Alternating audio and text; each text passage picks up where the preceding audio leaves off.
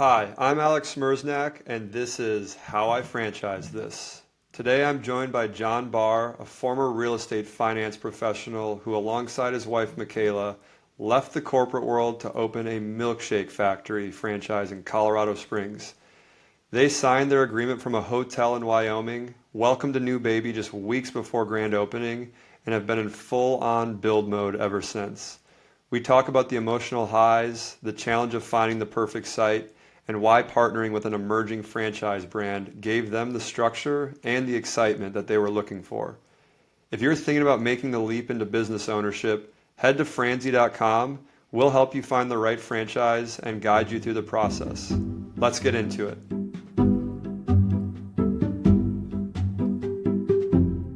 All right, to get started, I'd love to get a quick intro from you. I'd love to tell us your name and what brand you are a franchise partner in. Yeah, my name is Jon Bahr. My wife is Michaela Bahr, and we are franchisees of Milkshake Factory. Awesome. And before you guys were franchising or started exploring franchising, what did life look like before? Where are you guys from? What were your kind of career paths? Those types of things. What were you doing before Milkshake became a thing? Yeah, we live in Colorado Springs, and we were here when we found Milkshake Factory, and this is where we're at. I worked in a real estate finance company that provided investment funds for commercial development in self-storage and multifamily. And my wife works and currently works, but she's on maternity leave for Axon and their supply chain department. Axon is a manufacturer of tasers and body cameras for law enforcement. Awesome. Congrats on the new addition, by the way. I think Dan Reese, the founder of Milkshakes, shared a picture on LinkedIn or something. And honestly, without having met you or knowing you, it just was like this really like kind of like proud, exciting moment to be like, you guys are are doing it. You've got a new family member. You're growing the family. So congrats on the new business, the new addition to the Yes. family. Are you guys from the Colorado area originally, or did you guys grow up elsewhere and ended up in Colorado Springs? Yeah, we both grew up elsewhere. I grew up in North Dakota. My parents are still there. My wife grew up in Boise, Idaho. Her parents are still there. After going to school in Idaho, moved to Colorado Springs for a few years and then moved to Arizona for a new job. And my wife had graduated and also moved to Arizona, and that's where we met and got married. And we were there for about 3 years and then came back to Colorado Springs together. So Nice. Another Midwest guy. I'm from Minnesota originally. yes, yes, yeah. So okay, awesome. So that's how like the backstory of your career paths, family, how you guys met, how you ended up in Colorado Springs. When did you guys start seriously thinking about business ownership? Forget franchising. Like when did the idea come up of we want to get into something beyond our our day jobs? Yeah, it's always been. It's hard to say when. Like, I think it's always been there a little bit for me, my wife as well. But I think I was more of the lead on it and proactive. We had explored other franchise concepts, or there was a few opportunities here and there on the side that I had been a part of and done, but it wasn't anything serious or material. We always still had our jobs, and then I would say 2021, and we had looked at one other franchise opportunity before, but 2021, I just went and subscribed to a bunch of podcasts on franchising. I figured, hey, there's got to be podcasts out there on franchising. I didn't know any of them, but I said, I just want to start listening and see what I learn and what I get introduced to. So I subscribed to probably 15 and whittled it down to a few fairly quickly based on who I liked, what resonated with me, and yeah, I was exposed to a lot of different stuff. And we had looked Can at. Oh, Can you go ahead. share some of those actually? I think other listeners would love to hear. I mean, especially those that are just starting their journey too, would love to hear like, hey, which ones jumped out to you and which ones were the most helpful. Yeah, the one I enjoyed the most. I don't think it's active anymore, but the Wolf of Franchising. Uh, it He had a newsletter and a podcast. I like the newsletter. That's where, or sorry, the podcast. I like the podcast a lot, and that's where Dan Reese, president of Milkshake Factory, he appeared shortly after they went live with franchising, and I heard about it. I think they went live in June, and the podcast I listened to in September. I don't know if that's when it came out or late August, and that's how I got introduced to them. There was the other one that I still have. I haven't had as much time to. I'm trying to think of There's his like name. Brian Beers and Aaron Harper. There was one. Is his name Brett? He's out of Spearfish, Okay. South Dakota. Um, I can't remember that one off the top of my head. I like the Wolf franchise a lot the most, but unfortunately, I think he's moved on to other things or sold that company, and I think he has Is something that where you for Fran first heard of? Dogs. Oh yeah, yeah. So yeah, Yeah, Patrick I think Buckley. it's yeah, he's doing Fran Dogs now, so I really liked listening to his stuff. And that's where you first heard about Milkshake Factory. Yeah, it was, and then after that, I'm fairly proactive when I'm interested in something, and so I sent it to my wife right away. I had a youth group leader growing up in my church that we're still close with him and his wife and his family. He had Papa Murphy's in North Dakota where I grew up. He moved there to open it and has since opened Crumble Cookies in North Dakota with his kids. He doesn't live there anymore. But I sent it to him to get his insights and my parents because they're minority investors with us. And I went and found any other news articles, podcasts out there um, about Milkshake Factory to listen to it. Oh, that's awesome. And so you hear about Milkshake, you're starting to do research on franchising, you're listening to podcasts, you're doing your homework. I mean, as far back as 2021, it sounds like.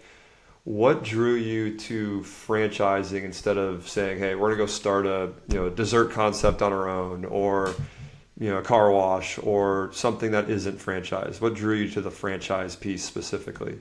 Yeah, I think we had looked at business acquisition. That's a little more capital intensive, I felt like, depending on the business. And Um, and we'd been looking at just different things. I was in real estate acquisition, so I was always looking at some things. I had a few rental properties. What we kind of resonated after listening to those franchise podcasts more and more was having the playbook. I I would say I'm not full-fledged entrepreneur. I don't want to be figuring out the point of sale system. I don't want to be making milkshake recipes. That's not what I want to do. I want to have business ownership, and I like being partnered with someone. I've heard it said that with franchising, you're in business for yourself, but not by yourself. Yep, I like that. You're not in business by yourself. Or say that again. You're in business for yourself, but not by yourself. I love that. I've actually never heard that. I like that a lot. Yeah, I heard it with Milkshake Factory. Maybe it's not a common thing, but that's how we feel, especially partnering with Milkshake Factory. Well, and so okay, so you're doing all this research. You're listening to podcasts. You see Dan Reese and Milkshake Factory, on the Wolf. So that's how you hear about it. What made you, I guess, when and what made it feel like the right fit as you're doing that, as you're doing that research and you come across Milkshake Factory? Yeah, it's gradual. I mean, it's you get more and more comfortable, and eventually we were out there for a discovery day, and I'm sure we can get to that. But I think the initial attraction, and I told my wife before, that I was like, I'm not doing food unless it's dessert. We don't have food backgrounds. I don't want to be dealing with fryers and knives and grease traps and things like that. I felt like a dessert concept is still anything is intense, especially when you're new to it, but I don't want to be running a full-fledged restaurant or um, dealing with raw meats. And so dessert was always interesting to me. One of the ones that we had seriously considered and looked at before was another dessert concept, but just didn't work out in that time of life for us. So it really resonated with Dan. Well, he's a great public speaker. He represents the brand really well and talks about it highly. The family-owned business aspect of it, Dana Manitas and her brother Chris are still heavily involved, and it's very part of their family legacy. And I'm very big on family. My wife is, and so we felt like that was something we connected with. Their operational efficiencies have been very focused on the past years as being operationally efficient, and being able to um, churn out lots of milkshakes, great milkshakes in an efficient way. And then the product. We didn't know it when we first started looking at it. We just had to rely on Google reviews and hearing them say it was great. But yeah, we felt like there was the right people were in place, the product was there, and they had a process. And those are the three P's. And one other thing, an emerging brand, I had heard my mentor that I mentioned that had been in Crumbles, he had talked to me about some of the hiccups of joining emerging and growing brand. So we went in with our eyes a little more open because of that mentorship. And they had previously built the chocolate side of their business and had a successful exit on that. And so we felt like financially they were doing all right to support the brand. They weren't bootstrapping financially, and then they had partnered with a franchise development company, Franworth. They were Oh very yeah. cognizant. They're very cognizant of we can do great milkshakes, but we don't know how to franchise. So let's bring someone else who's helped growing brands on there. So we felt the risks were mitigated, or somewhat mitigated, that come with joining an emerging brand. You never know anything fully, but that's what made us comfortable as we pursued Milkshake Factory. That's awesome. I mean, I love the milkshake story too. Like you said, early 1900s. It's been around forever, and yeah, it's just a great brand. Was there a moment, like an aha moment for you and your wife, where it was, we're 100% doing this, we're all in? Yeah, Discovery Day was very important. I mean, we got to talk on the phone to on the process. They use Ripon Group as kind of the sales side of things, and so we were talking to them a lot. And it's good. They were good to work with, but it's not the brand, it's not the people. And um, there's 2 points where you have like they have like a weekly standing call with prospective franchisees. One of them's with um, the operations and the people side, like the HR and their VP of Ops. And then the next week is with Dan and Dana, the president and CEO. And fortunately, we were the only ones on that call, so that was really awesome. Like we had half an hour as prospective franchisees. They talked a little bit, and then it was questions for us, and that made us really excited. And then we went out there in October of 2023, and I think early October, and got to meet with them. We flew in just from Colorado to Pittsburgh. We got there on Sunday night, Monday, and Tuesday was the discovery day. And so Monday we got there earlier enough, and we were in the hotel where they asked us to stay, and we were right by their downtown location. So we went over and had milkshakes because we wanted to go see. We talked to some guests in their store, just like, hey, do you come in a lot? Like, what do you think? We're looking at opening one in Colorado, and got to try the product for the first time alone without being around the franchise sower and their people, and it was fantastic. We had it, and we're like, ooh, this is good. I got to try a lot more, and just got a lot of personal interaction with so many people. Got to ask a lot of questions, and I think after that, our minds were pretty set. We didn't end up just because of logistics and paperwork, but I think we let them know a week later, like, hey, we want to do this, and then we signed the day before Thanksgiving of 2023. We were in a hotel. We were on the way to my in-laws in Boise, so we were somewhere in a hotel in Wyoming. And got up early to sign and finish the drive to Boise. You guys are never going to forget, moments like that. I remember when we were starting the laundry business, and even what we're working on with Franzi now. It's like those milestones. There's certain ones that just kind of get imprinted into Yeah. your brain that you're never going to forget where you were or who you were with. And I'm sure that'll be one, the hotel in Wyoming when you said, "All right, Yep. we're doing this." Yeah.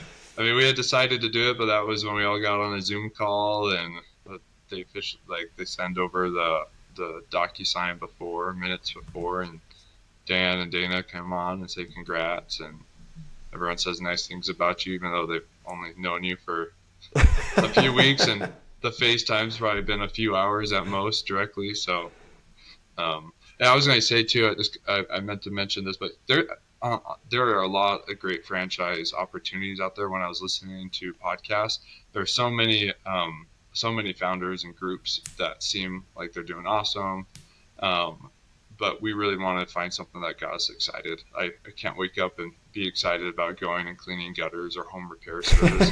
That's not to say those aren't profitable or bad opportunities, but I just knew that wasn't for me. That wasn't what would get me engaged and exciting. There's always the financial aspect of wanting to be profitable, but we also wanted to have a purpose with that profit and making money. That we just felt like that we aligned with Milkshake Factory and what they were trying to do. And there's so many good companies with good missions and good margins out there. So I'm sure there's franchise opportunities for everyone. And it's amazing when you start listening to those podcasts, just how your eyes are open, because it's kind of, you think of foods, Taco Bell, McDonald's, and wow, there's a lot in-home care, uh, service-based businesses, B2B businesses. Yeah, that's the thing that I think is a common kind of misnomer is like you said, you think McDonald's, Subway, you're not realizing that franchising is, 6 to 8% of our country's GDP, and it Yeah, expands food to hospitality to education to health and wellness to home youth services. sports. Everything. I mean, it's Yeah. it's it's it's everywhere. And something you said I really agree with, which is I think there is a franchise for everyone. It's just how do you go about finding it and distilling down that list of thousands down to the Hmm. the top two or three for you. And that's really what our goal is with Franzi and what we're doing here is can we use AI and the knowledge of our team to help hone that group of 4,000 plus brands down to the top five. Because something else you said jumped out to me, which was for you guys, it needed to be a business that you resonated with, that you could wake up every morning getting excited about. And I think there's different types of entrepreneurs, not forget franchising, but different types of entrepreneurs. Some people do things that they're more passionate about, they get excited about, they have to enjoy the work every day. Others, to your point, are purely numbers. They're like, I don't care if it's Yeah. gutter cleaning or whatever else. I have no emotional tie to this. I'll eventually hire a GM or I'll grunt through it for a year or two and then get to that point where I'm less involved in the business and more working on it. But as long as the economics are there, I don't care. So there's like that very Yep. financially driven. There's more of the kind of like passion based. There's a hybrid of both. And I think there really is again a mix, of different preferences, and there still is something out there for everyone. So I'm glad you said that. Yep. Yeah, I agree with that. Um, And you see that in work too. You see people are like, I don't care what I do for a job. It's about making money. So I'm just going to be the most economical, and that's not me. I got to enjoy it. it's good that you know that too. I think a number of people don't really stop to take the time to reflect on like your own personal why, because it is different for Hmm. everyone. And I think until you understand that, you might make decisions throughout life that don't truly align with you as a person or as a family that are going to get you to where you want to go. Yeah, and you gotta put yourself out there and learn what's not for you. This wasn't the first side project I had done. I tried to partner with people. I have an accounting and finance background, and my job in real estate has been about acquisitions and project management. So while they're different business models, I like knew the numbers, and so I tried to help a painter grow his business. I had worked with light installation company. I just kind of learned that wasn't for me. I don't think that's a bad thing. I think sometimes when we do these things and we just like, no, that's not the right door. Like I'll close it and find something else. So I think you got to take risk and um, or take emotional risk. So there wasn't financial risk for me in those, but put some time and effort in things, and you learn what's not for you, and that's okay. Yeah. And I bet, I mean, speaking of learning and taking those risks, I'm sure you and your wife have already learned a ton. I'd be curious to hear, what were those first few months like after you guys signed? Like it's real now. You're driving through Wyoming. What are those next, 90 to 120 days, 3 to 4 months Yeah, like afterwards? yeah. Yeah, I mean, it was euphoric when we signed, and we were excited, but we were pretty quiet about it outside of our immediate family and some very close friends. And so it was and it was euphoric, but it was anticlimactic because it's like there's not much to do. Like it doesn't consume much of your time while you're looking for real estate. There's not much. Like you're not going to start training on things because you just don't know when you're going to open. So it was slow. Like it was exciting to sign and to tell people about it, and so many people were excited and supportive that we did tell. But not always there's not always a lot to do. Like the real estate process can take a long time. So it took us until about a year ago to find our spot. So we had about 6 months of being excited and very quickly it was like, oh wow, this is tough finding the right spot, the right size. We're an emerging brand, so some good sites we lost out to by brands that were more established. Yeah, I think that's something. I mean, we experienced this when we were building Laundrolab. It's laundromat franchise.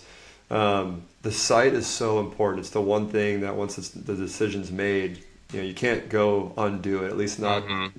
affordably. And so we've always told people, like, if you find a perfect site, it takes 2 months. Great. If it takes 12 though, like that's also okay. Like the clock, even though it's started, it doesn't really start ticking until you find that site. That's when expenses start adding up and you start to do Yes. work. And so it is that window where like you're eager to get going, but you have to be kind of almost disciplined to say, hey, I'm going to be able to say no to some things and be patient here. I know I'm eager to get open and generating revenue, but it's really got to be the right site.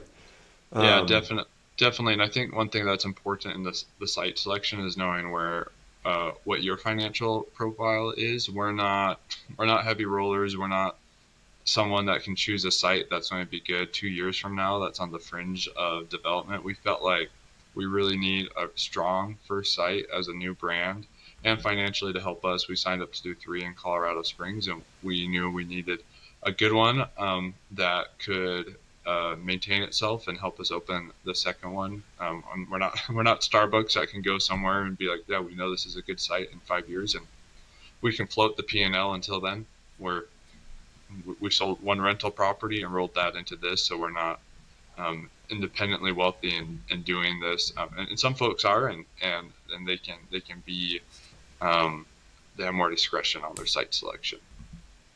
yeah, you mentioned doing three. What was the thought process for you guys to say one versus two versus three versus five? Like what went into that decision for you guys?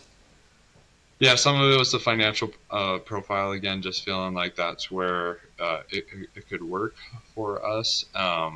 It with how the layout of Colorado Springs and Milkshake Factory designs their territory, it kind of effectively uh, took. We have all the great spots at Colorado Springs. I feel like to look at, which in hindsight was really beneficial because we didn't know how hard site selection was be going to be. So having a wide net was really helpful. Um, and then just we were thinking of we didn't want. We feel like I'm the general manager of our first store, so I'm there every day. I'm working 70, 80, 90 hours a week, depending on the week.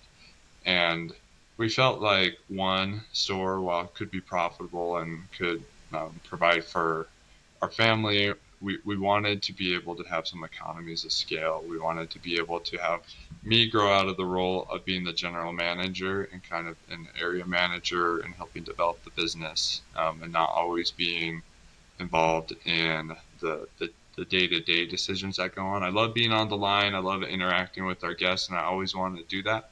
Um, but I also want to be. I want to help. I want to be a developer. I want to develop the stores. I want to help people grow, and so we felt like three was kind of the sweet spot of all those things for us, where it could be provide uh, financially provide well, have some flexibility when we get there in 3 or 4 years from now. No, that makes complete sense. I saw that a lot at Laundrolab, and I think it's pretty common across brands of like, if I'm going to do this, I'm going to do this, and I'm going to at least do two or three.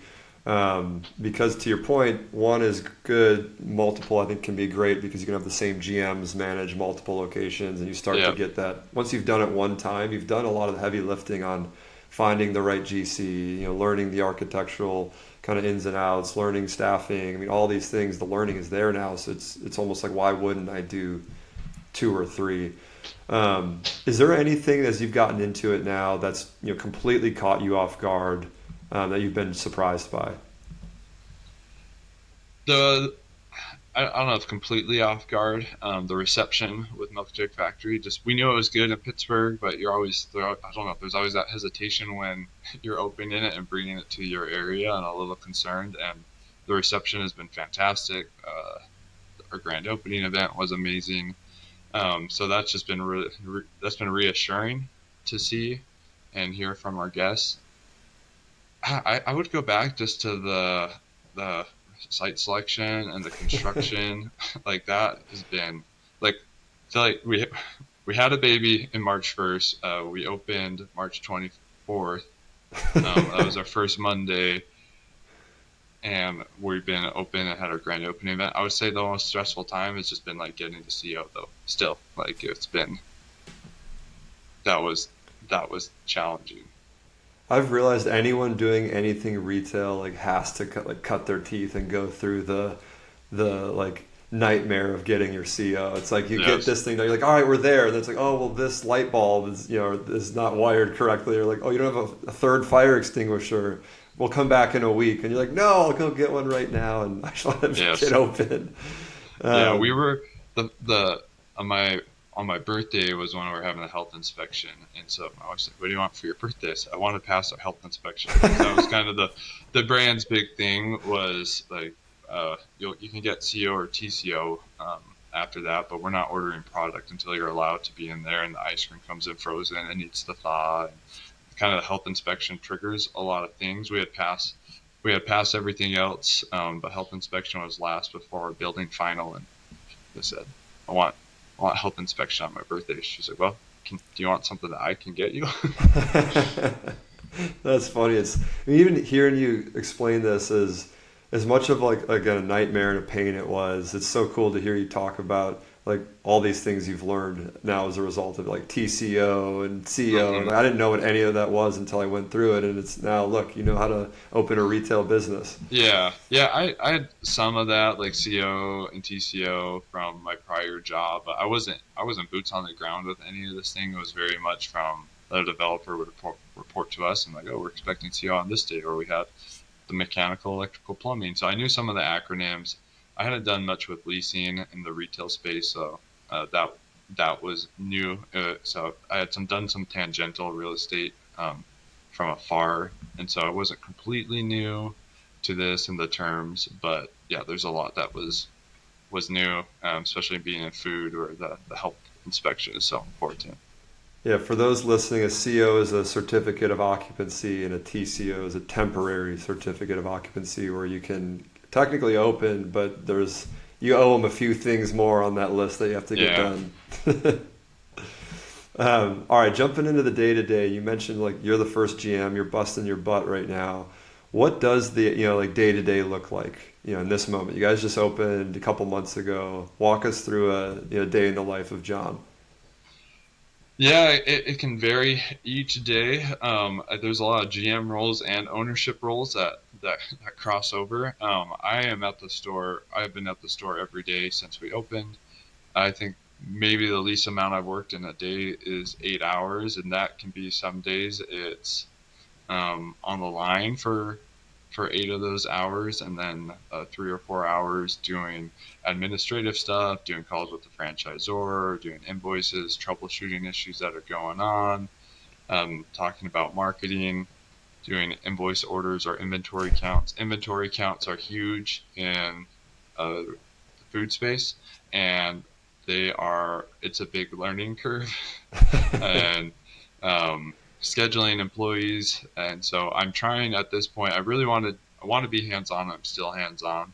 Um, but now that we've kind of got we hired two assistant general managers and sent one of them out for training in Pittsburgh after we went, just because we felt like our baby was actually due the 18th. And so of March, and we opened the 24th, and so we're like, we need someone else that's been trained in case like they happen at the same time. Fortunately, she came 2.5 weeks early, and they that gave us a lot of breathing room before we opened.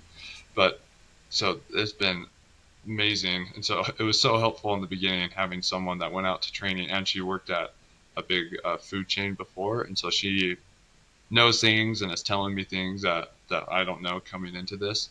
Um, so yeah, it's everything. We were on live TV yesterday. We had a newspaper reporter come out, and that story went on Friday last week. So I'm kind of hitting the big three in a few days. I've never been in the paper before, never been on TV, and never done a podcast. Um, All right. Yeah, yeah. So I'm honored to to be with you guys.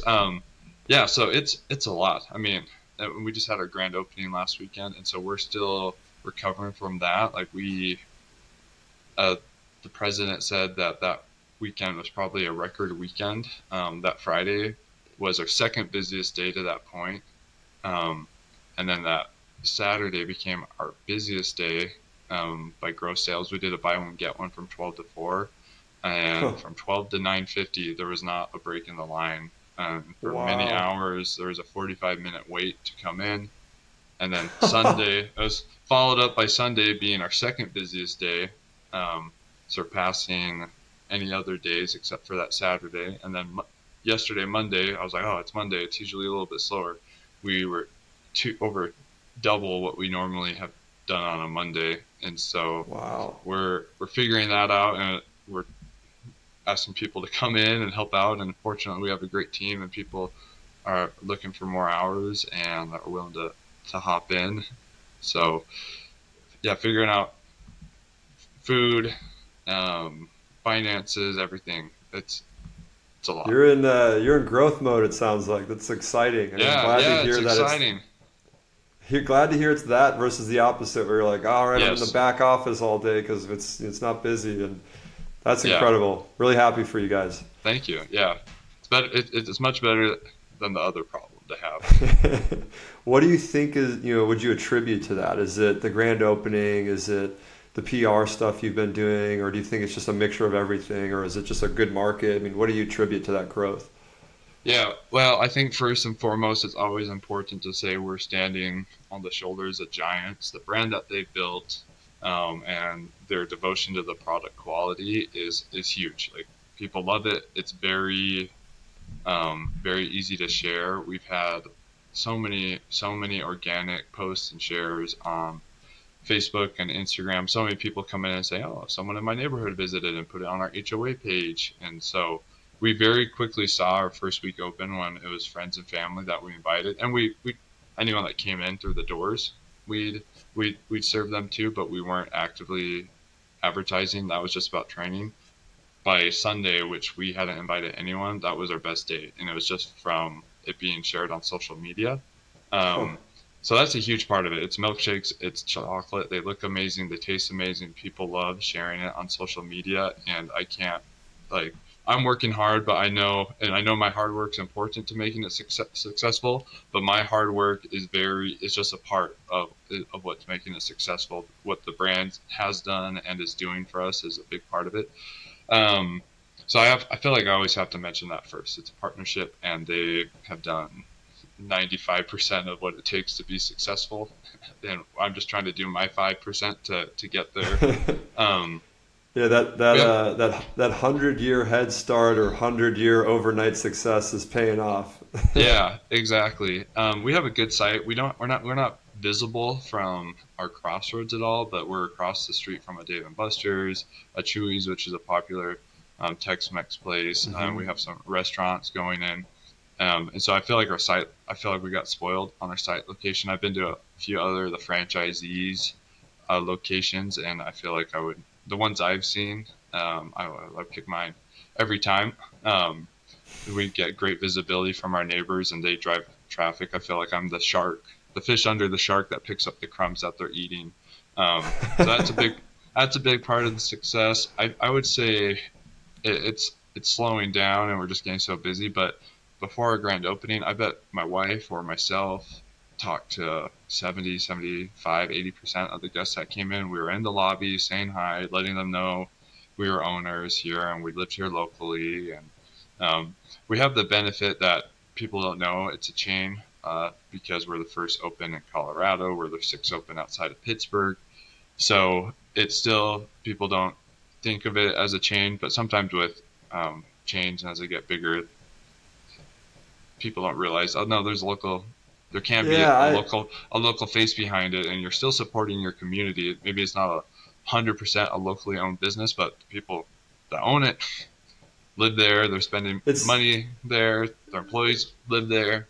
it's 94 to 90% locally owned, right? Like if you, I mean, like I try to preach about that as much as I can. Is that these franchise businesses are still for the most part locally owned and locally operated. I mean, there's a royalty that's leaving, to go to the parent company, Yeah. but the royalty isn't 50% or 40%. I mean, for the most part, the lion's share of the money going into this business is going to, help support you and your family, your employees. You're going to reinvest it back into other locations in that market.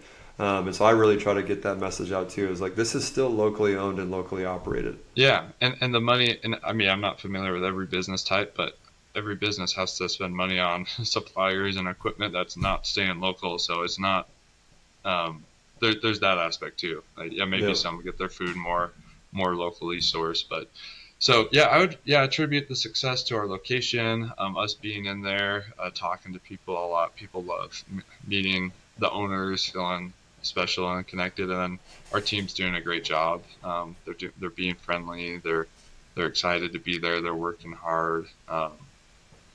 Yeah, so I would say it's a lot of it's the brand. A lot of it's our site. We're working hard and trying to interact with the guests, and we're kind of hit a good time of year to start opening up. So I mean, that's awesome. I'm really happy for you guys, and congratulations on that early success. Thank you. Switching gears, to come down the home stretch, what are some things that you think people totally get wrong about franchising in general? Oh, I don't know. I mean, I'm not an expert. I feel like we got blessed with finding something that was a good fit and we're excited about and we see a lot of future success with. So I haven't had a lot of lessons learned by going into the wrong brand, or the wrong opportunity. I think I think the idea that it can be passive is probably one, especially initially. I don't love that phrase, and Or um, semi-absentee? yeah, and maybe you can work towards it that way. Like that mentor I mentioned, like he lives in St. George, Utah, and he goes back once a month, and he has a great area manager over his Papa Murphy's, and his kids are running his crumble cookies.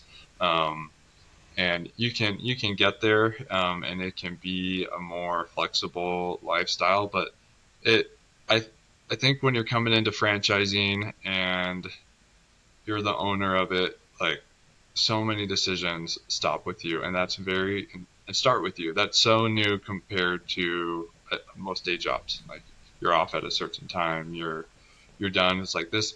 It never stops. There's like a it's exciting and there's a lot of pros and cons to it, but understanding like the hard parts about it, as much as you can, and going into it with your eyes open is important. Like you're not going to have a life for a while. Like if depending on the business and your structure, you might not be around with your family as much for a period of time. Um, like we have a lot of friends that come into the store, so I get to see them, but it's talking to them for 3 minutes versus before going to their house for a few hours on a Friday night. Especially in the concept we chose, it's evenings and weekend traffic, and so that's when I'm going to be there. And so just understanding and being okay with the changes that are going to happen and weighing the potential pros versus the cons that come with it, or how your lifestyle is going to change, I think is important. And we knew that was going to happen, but we were okay with it. We wanted to get to behind out from behind our desks. We wanted to be out in the community. We got to meet amazing people. Everyone loves milkshakes, so you get people from all walks of life and all different business types coming in. A lady that's a vet tech at our zoo. We have an awesome zoo in Colorado Springs, was in yesterday, and she was telling me about how they train animals to take shots. And so you just gotta like it's wild just the people you get to meet or that reach out to you to to learn who you are, or so. I hope that answered. That was a little No, that rambling on my end. no, no, that was very helpful. And I agree with you. This idea of like franchise, like the change that's going to happen in your life, it's not going to be truly passive or semi-absentee. If it really was, you'd have everyone and their neighbor, doing this constantly. And something I Yeah. tell, my wife, our team, remind myself, like if what you were doing was easy, everyone would be doing it. And Yeah. that's part of what I think separates people who can be entrepreneurs and be successful at it from those that don't is they have that mentality going in of Hmm. I'm going to do whatever it takes to make sure that this works and there's no failure is not an option. And sometimes that Yeah. requires, as you said, 12, 14-hour days, and it's not going to be out of the Yeah. box easy. It can get Or, there, it can definitely get there, but it's not, there's no shortcut to it. yeah. Or one night I came home, it was like midnight, and I was just about to fall asleep. And then I realized I hadn't put the lockbox on our site, and the 4 a.m. food delivery was coming back. So at 12:30, I had to roll out of bed and drive back to the store and go put the lockbox on. And so, And I bet you uh, won't make that mistake twice. nope, nope, we haven't. So yeah, there's just things, a lot of sacrifices along the way. And like you said, like financially, I think the numbers can be exciting for a lot of franchise concepts, and they should be exciting, and that should be part of why you're getting into it. No, we're not doing this for free. It's not the only reason, but realizing like it's going to take time. Even if you're off to a great start, like you're probably overstaffed because everyone's learning, especially for the first one. You're probably wasting more than you will be in product or costs, whatever your major cogs are probably going to be higher. You're going to be spending a lot on marketing spend. You're not going to be coming out of the gate doing the numbers that stores that are in year 2 or 3 are doing either. So Hmm. being realistic, understanding your financial situation and what you're able to do and not able to do, and what you're comfortable doing and comfortable giving up um, in life. Like we probably won't be taking as many vacations for the first year, and as many day trips or weekend trips, but that's okay. With this, we're excited about it. We love it. Um, we want to be a part of this. Yeah, you're building something for the future. Yep. Second to last question is, what advice would you give someone looking at franchises or exploring franchises right now? Yeah, I think just getting as much information and content in as you can through mediums like this, hearing what people have to say, and and and being discretionary with it. You'll hear conflicting advice from different people, and it's not that either one of them are wrong, but it's just kind of situational or under knowing yourself. Um, but nothing can really replace working. And if there's a concept you're interested in, I would say find someone you can go work with for free for a week, just to go understand what it is, what are the pain points, what goes well, get pulled back behind the curtain, because there's no business that when you pull back the curtain doesn't look like organized chaos. And so if you can, and as much information as you can get, and if you can be boots on the ground and be learning and get real experience, that can't be that can't be replaced. It's not going to be it's going to be different when it's your own and you have to be taking charge. But I feel like if there was a milkshake factory that was open and closer to us, they were only in Pittsburgh at the time, I would have definitely tried to go and work in one for a week, because it would have been invaluable in making a decision. Oh, that's great advice. And then the last and maybe the most important question is, what is your favorite milkshake flavor? All right, this is what I tell people, and it's not just a plug to get people to come in during one of the coldest months. But when we got to Pittsburgh, that Sunday we got there, before Discovery Day, it was the last day of their fall seasons, and so they had their pumpkin pie shake, and then the next day they started their Christmas holiday limited time offers, and the peppermint brownie fudge was was great. And so I'm so excited to try that one. It'll be 2 years since I've tried it. It's not currently on the menu right now. If I had to go with the current menu option, I think the classics are amazing. I like the raspberry, strawberry, the chocolate. There's an off-menu chocolate peanut butter that's delicious too. There's people ask me all the time, and it's so hard to give an answer. I'm like, if it's speaking your name, it's probably Get for it. you. Like everything earns its spot on our menu. We don't keep things around that don't sell. Yeah. We don't have one in Charlotte yet, and I've been following the brand for a little while, and like I have a major sweet tooth, so I'm like, all right, when's one gonna get down Yeah. here? I imagine I don't remember everyone off the top of my list, but someone's got to be there. I think someone's snatched up that territory or part of it. I think it's being developed right now, but I'm Yeah, pretty sure it's not open yet. And I'm like, all right, when is it going to open? Where is it going to be? I'm definitely going to go check that yeah, out when we get there. yeah. You won't be disappointed. Awesome. Well, John, I really appreciate you taking the time, this afternoon to talk and to share your story. Hopefully, people listening have got a few golden nuggets out of it. And just really appreciate your time. Congratulations again on the opening. Congratulations on the birth of your daughter, and much success to you and your family. Thank you, and to you guys as well. The stuff that you guys are doing is invaluable to prospective franchisees, and hopefully my experience can help someone out there make a better decision. I'm on here. I don't think it's really going to bring traffic to Colorado Springs Milkshake Factory, but hopefully it might help the brand and help bring some good people into the Milkshake Factory franchisee ecosystem, or just help someone out there make a better decision. So best of luck to you That's guys the as well. goal. If that's the goal, if we help one person, whether that's them getting an awesome milkshake from you or buying a franchise or whatever it may be, if we Yeah, help one person, it was worth the time. yeah. All right. Thank you, Alex. Yep. Thanks, John.